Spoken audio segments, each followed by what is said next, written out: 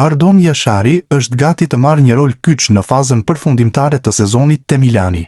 Dëmtimi serioz i Luka Modric i hap rrugën talentit zviceran, i cili pritet të jetë një nga protagonistët në 4 ndeshjet e fundit, duke ofruar cilësitë e tij si organizator loje për trajnerin Massimiliano Allegri.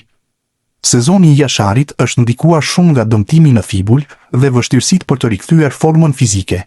Megjithatë, në pak ndeshjet që ka luajtur, ai ka treguar cilësi dhe potencial. Transferimi i tij nga Klub Bruges ka sjellë pritshmëri të larta, por mungesa e vazhdimësisë fizike e ka penalizuar. Për të treguar vlerën reale, ai ka nevojë për minuta në fushë, dhe ky është momenti ideal për ta bërë.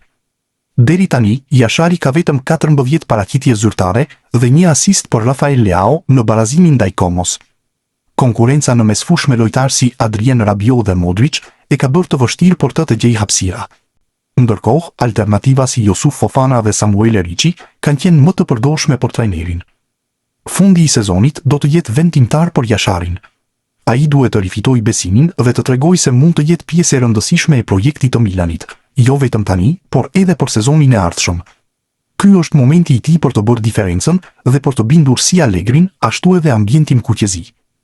Ardon Jashari është gati të marrë më në fund një rol më të rëndësishëm te Milan në këtë fund sezoni.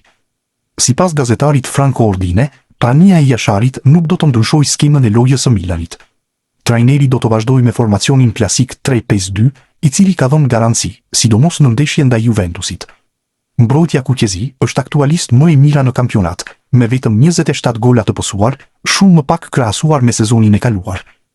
E vetmja pikpyetje mbetet gjendja fizike e Jasharit dhe ritmi i ndeshjeve, që ai ende duhet ta rikuperojë plotësisht.